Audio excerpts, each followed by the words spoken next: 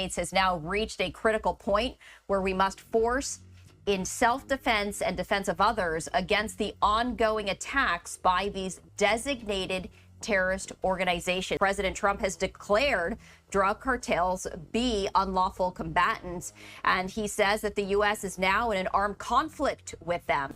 And we virtually stopped drugs coming into our country by sea.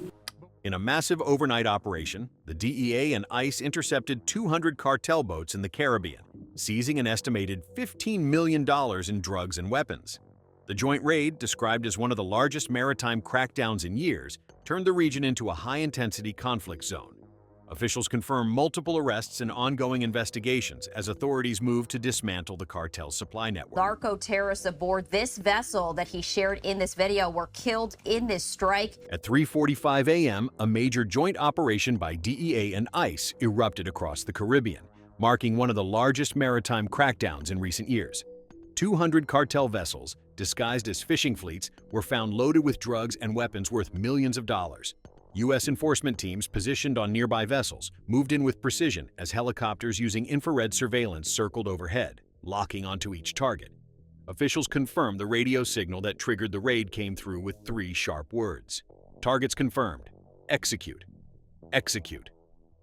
The high-speed pursuit that followed turned the calm Caribbean night into a scene of coordinated enforcement and decisive federal action. The memo says, quote, the president determined that the United States is in a non-international armed conflict with these designated terrorist organizations. The memo going on to say that the United States has now reached a critical point. Moments later, the situation escalated into a full-scale confrontation at sea. Engines roared to life as U.S. enforcement vessels moved in, and within seconds, the first exchange had begun.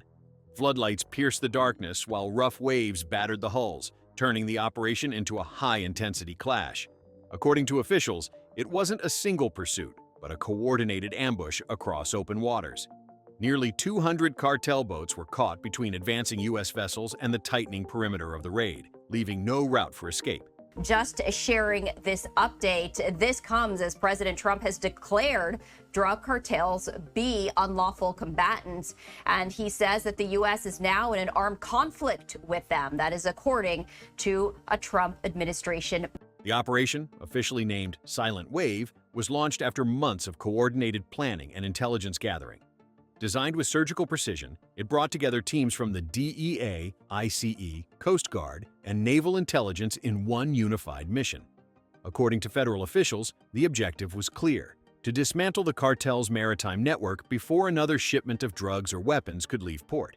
The operation unfolded quietly, with no sirens or warning shots, only sonar signals and encrypted radio transmissions guiding each move in real time. Breaking news that we wanted to share. Secretary of Defense Pete Hegseth is sharing this social media post just moments ago saying, quote, earlier this morning on President Trump's orders, I directed a lethal kinetic strike on a narco-trafficking vessel.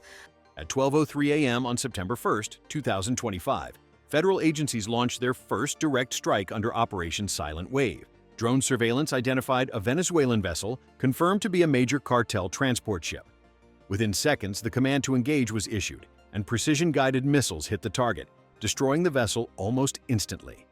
11 cartel members were confirmed dead at the scene as authorities reported large quantities of cocaine surfacing from the wreckage. The U.S. Coast Guard and Navy units immediately secured the area, marking the first successful interception of the operation. This is courtesy of Secretary of Defense Pete Hegseth. This is the video that he shared from his post, and you can see what appears to be a vessel exploding in flames. You can also see the word unclassified. Officials confirmed that the initial strike marked only the start of a wider campaign.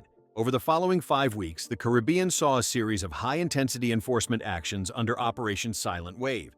On September 15th, U.S. forces targeted a smaller cartel convoy, resulting in 3 fatalities and the loss of the shipment at sea. 4 days later, on September 19th, a joint Dominican-U.S. task force intercepted a heavily armed vessel carrying approximately 1,000 kilograms of cocaine. Nearly 1 metric ton seized in a single night, according to federal reports. The people on board were narco-terrorists, and they were operating on a known narco-trafficking transit route. These strikes will continue until the attacks on the American people are over. And by October 3rd, the DEA carried out what officials described as the final confirmed strike of the operation. 4 cartel operatives were neutralized en route before their vessel could enter Venezuelan waters. The boat was completely destroyed during the engagement, according to agency reports. In just over a month, the Caribbean Sea had effectively become a new front line for U.S. federal enforcement, with former smuggling corridors now designated as high-risk red zones on radar surveillance systems. The agents were reportedly performing a routine patrol in Broadview, which is a suburb of Chicago, when the alleged assault occurred. Chaos was triggered when, according to federal prosecutors, 2 individuals used their cars to ram the cars of Border Patrol agents. One of the agents shot a driver of one attacking vehicle. Those attackers are now charged federally.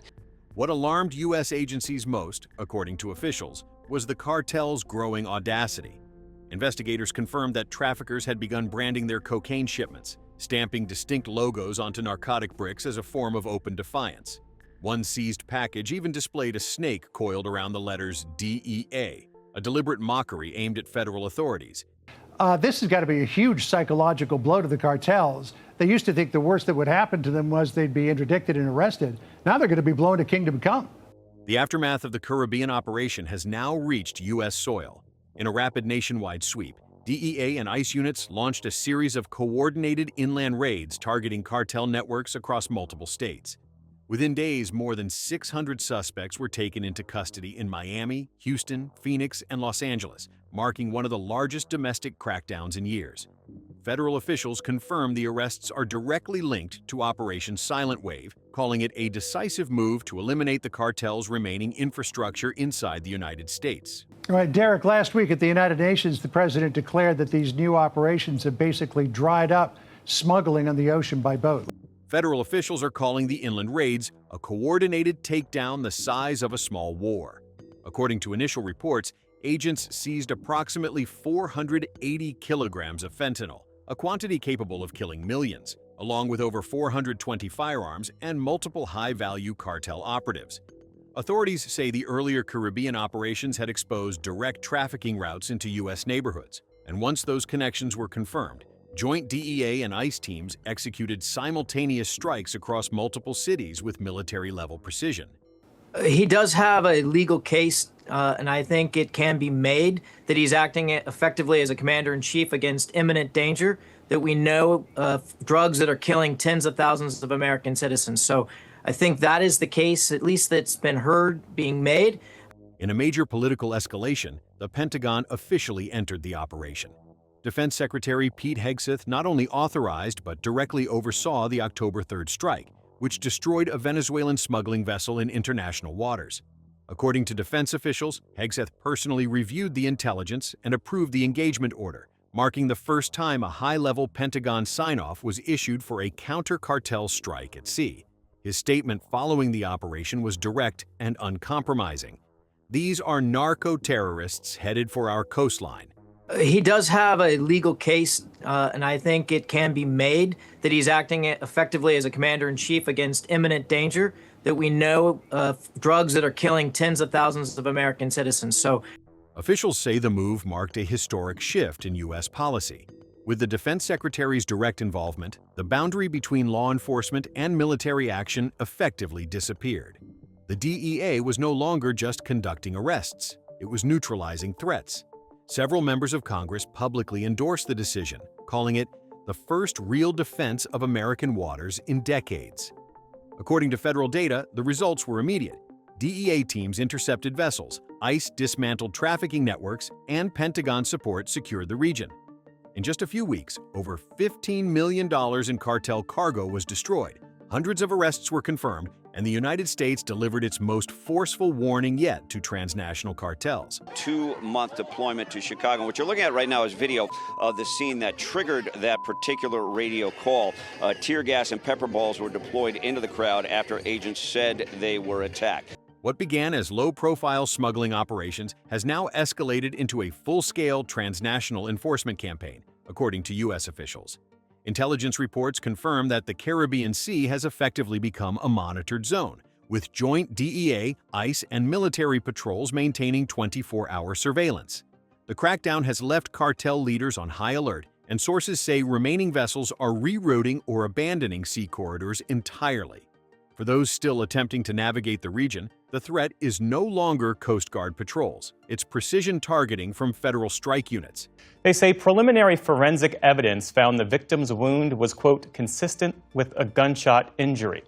Officers shot and killed the suspect, but he offered no details on who they were or if they were affiliated with any group.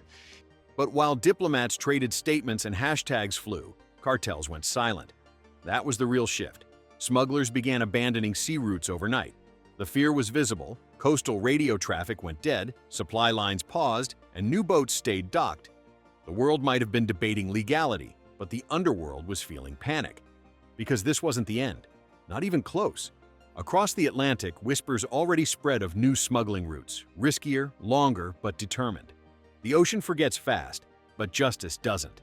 Every shattered hull, every lost shipment, every cartel casualty left a mark. As the final report closed, one line stood out. This was Operation Silent Wave. 200 cartel boats burned, and the storm is far from over. Like the video and hit the subscribe button to get more updates.